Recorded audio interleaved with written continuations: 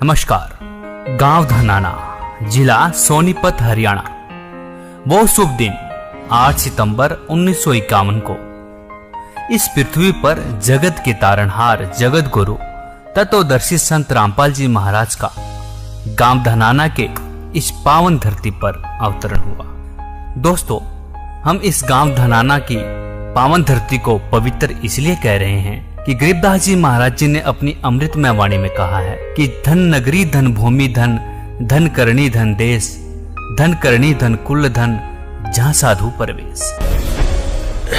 इस दास ने 17 फरवरी 1988 में परमात्मा की शरण मिली थी और उस दिन के बाद 6 वर्ष 1994 तक दास ने जेई की पद पर सर्विस की। काम करते, अपनी ड्यूटी करते करते भी हम भक्ति करते हैं। हमारा रूल यही है, काम भी करो, भगवान ना भूलो, बुराई छोड़ दो। लेकिन 1994 में परमात्मा ने आदेश दे दिए गुरु महाराज ने कि तू इस काम ने संभाल। अब गुरु की आज्ञा का अवहेलन करना भगत का काम नहीं होता। जो गुरु वचन पर डट गए कट गए फंद 84 के। भाई, जो गुरु वचन पर डट गए कट गए फंद 84 के।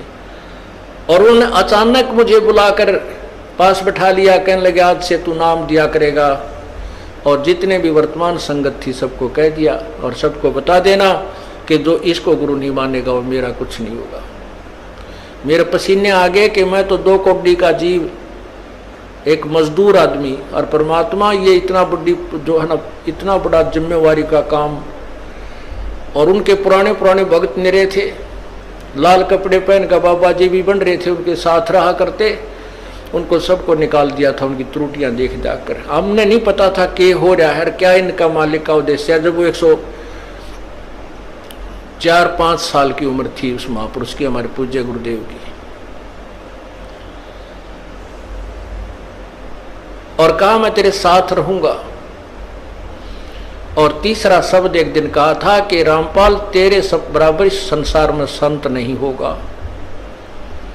पूरे विश्व में तेरे बराबर संत नहीं होगा। अब इस दास का और संत का के मेल था। हम तो भगत थे, दास थे, भगवान की भक्ति करते थे, अपनी नौकरी भी करते थे, बच्चे भी पालते थे। अब कहते हैं साध वचन पलटे नहीं, चाहे पलट जावा ब्रह्मंड। उनका वचन नहीं पलट सकता, उन्हें जो कह दिया सो कह दिया। तो वही ये फल गया। नहीं, हमारी तो घर के ना सुने थे। शुरू में अकेला नाम ले रहा था, बालक भी तो बालक छोटे थे, वो तो घर जैसे कहूँ था मान जाए थे, उनकी माँ नहीं माने, फिर मेरे माता पिता नहीं माने। अगले भाई पुरानी लाग कुकर छोड़ना, बड़े साके में पा आया। फिर परमात्मा से अर्ज करी, धीरे धीरे वो समझन लागे। ना सुनते तो भी बोले जानता बावड़े की तरह। तो धीरे क्यों कान न कैसे बंद करेंगे वहां बैठे हुए। तो ये ऐसा निर्मल ज्ञान है, एक बार अंदर का सुबह कैसी सिरंजा जानते काम करेगी दवाई। तो धीरे धीरे कान के माध्यम से ये दवाई भेजी जाती है। और आज देख लो, रंग ला दिया परमात्मा ने। उस परम पिता पूज्य गुरुदेव जी की शब्द शक्ति से सब काम चल रहा है और कबीर परमेश्वर हमारे सिर पर रहते। तो परमात्मा उस दिन के बाद सन 1995 में इतने 21 साल के बाद इतने पाठ हम घर घर पाठ किया करते थे। 3 दिन पाठ करते थे और 1 दिन पहले जाना पड़ता था। ये दास स्वयं सेवा करता था, घर घर जाके उनके सब जहाँ हमने पाठ करने का स्थान देखना होता था उसकी सफाई करते थे। कईयों का देख का कमरा होता बड़ा सा, उसी में पाठ भी करना, उसी में खाना भी बनाना, उसी में खाना भी उसी में, सोना भी उसी में। तो उस ढंग से अपनी सेटिंग कर लेते हम, इतनी जगह में पाठ कर लेंगे। तो मेरा जाना अति आवश्यक था उस समय, क्योंकि ये स्टार्ट था भक्ति का और स्टार्ट था इस 500 यज्ञ करने का। किसी को नहीं मालूम था, बच्चे थे, सहयोग देने लगे।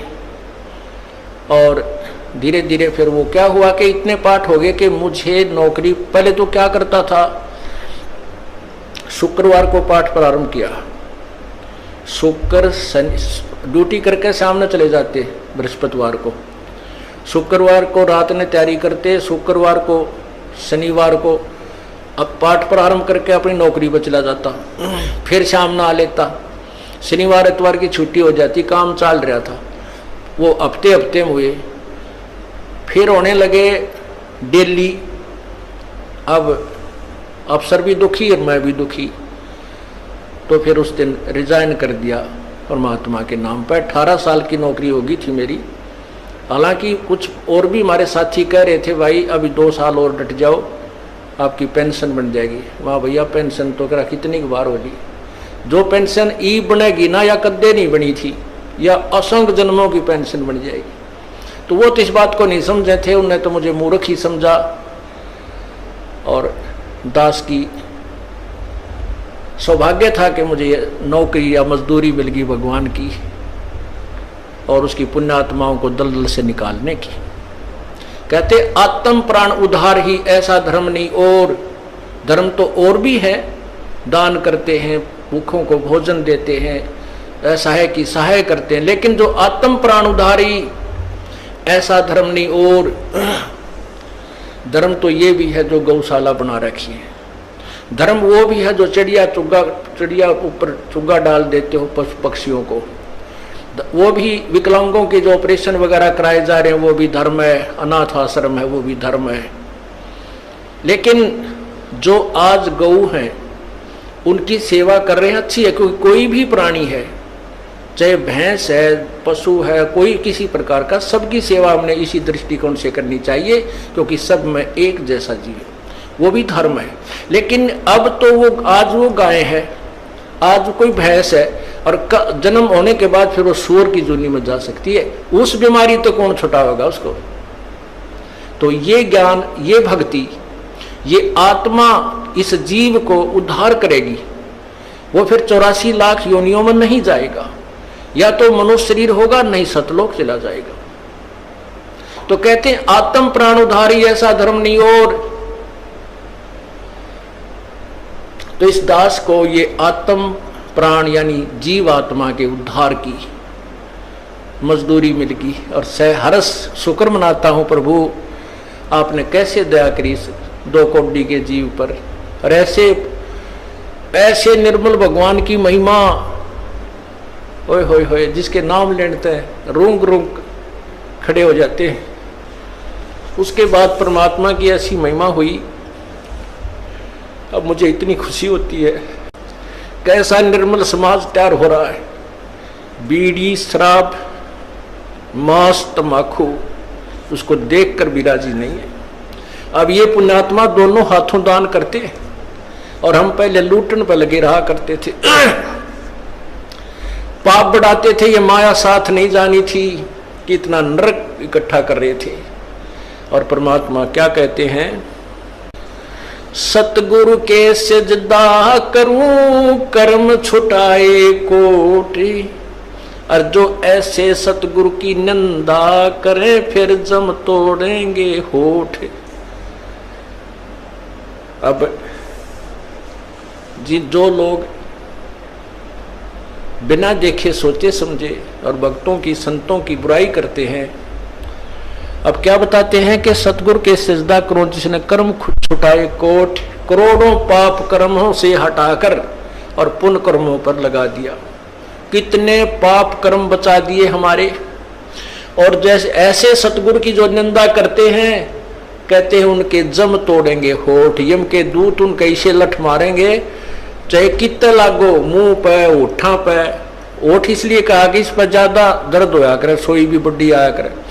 तो कहते हैं वो जम तोड़ेंगे होठ जो बकवाद किया करते थे, संतों की निंदा करते थे। नित्यानंद जी महाराज ने यहां तक कहा है, भाई तू ना मानता ना, ठीक है अपना और काम कर ले और कुछ कह सुन ले, पर संत की निंदा मत करिए, ये तेरे लिए बहुत जबरदस्त पाप बन जाएगा।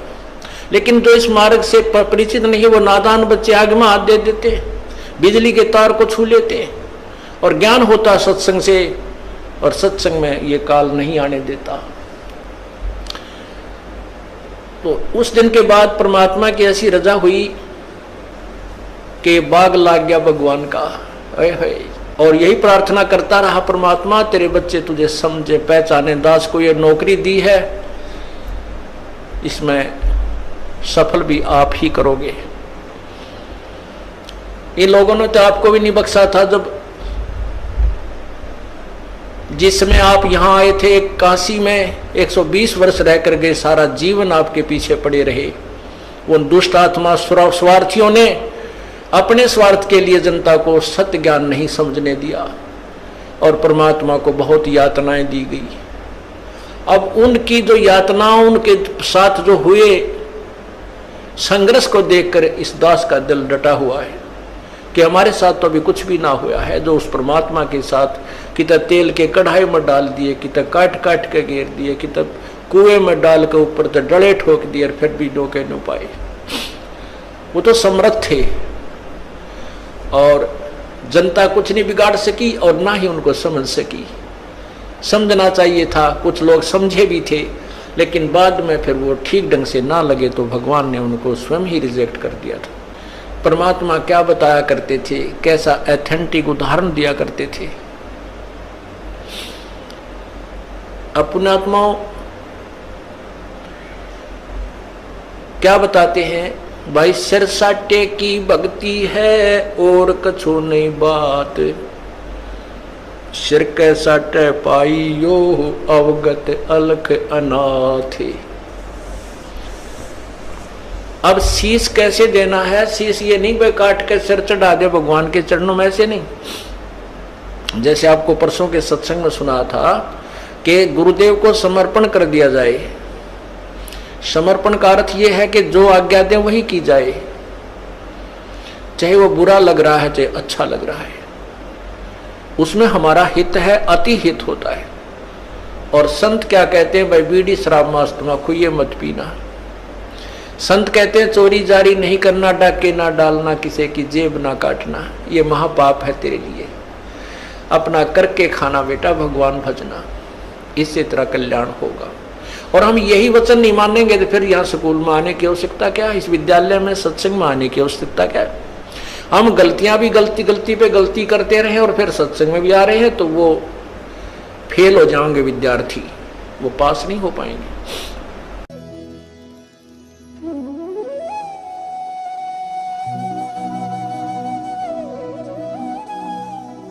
अगर आप ये वीडियो YouTube पर देख रहे हैं तो हमारे चैनल को सब्सक्राइब करें और बेल आइकन को दबाना ना भूलें। अगर आप Facebook पर ये वीडियो देख रहे हैं तो हमारे पेज को लाइक करें।